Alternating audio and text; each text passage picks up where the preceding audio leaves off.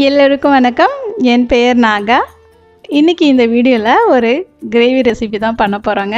இட்லி தோசைக்கு தொட்டு சாப்பிட்றதுக்கு கும்பகோணத்தில் ரொம்பவே ஸ்பெஷலான கும்பகோணம் கடப்பா ரெசிபியை தான் இந்த வீடியோவில் பார்க்க போகிறோம்.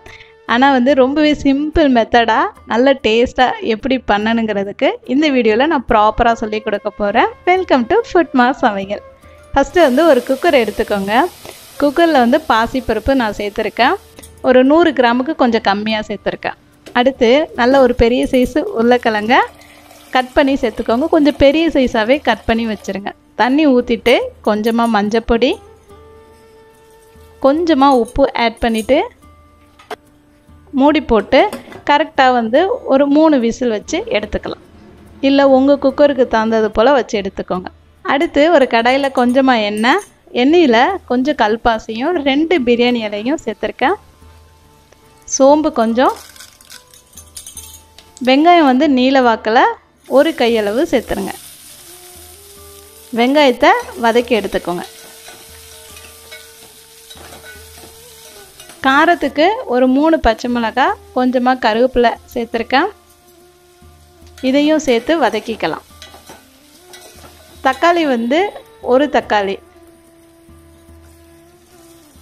கொஞ்சமாக உப்பு போட்டுட்டு, ஏன்னா தக்காளி குலைவாக வதக்கணும், அதனால் லைட்டாக கலந்து விட்டுட்டு ஒரு மூடி போட்டு நம்ம வேக வச்சோம்னா தக்காளி சீக்கிரம் வெந்துடும்.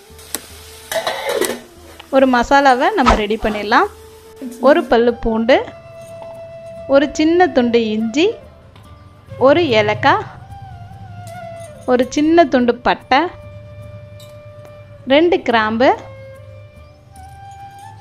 சோம்பு கொஞ்சம், வெங்காயம் சின்ன வெங்காயம் ஒரு 2 சின்ன வெங்காயம், காரத்துக்கு 2 பச்சை மிளகாய், ஒரு கையளவு தேங்காய்.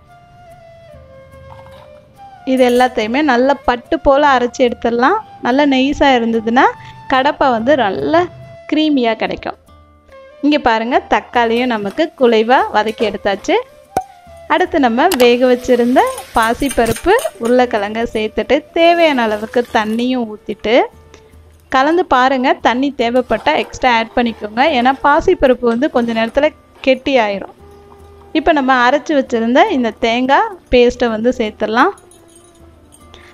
எல்லாத்தையும் சேர்த்து கலந்து விட்டுட்டு செக் பண்ணி பாருங்கள் கன்சிஸ்டன்சியும் உப்பெல்லாம் இருக்கான்னு. ஒரு கொதி கொதிஞ்சதுக்கப்புறம் ஒரு கையளவு கொத்தமல்லி இலையை போட்டு இறக்குனீங்கன்னா நல்ல கமன்னு வாசமாக இட்லி குருமா ரெடி ஆயிடுச்சு. இந்த மெத்தடில் கடப்பாவை ட்ரை பண்ணி பார்த்துட்டு கமெண்ட் பண்ணுங்கள். நன்றி.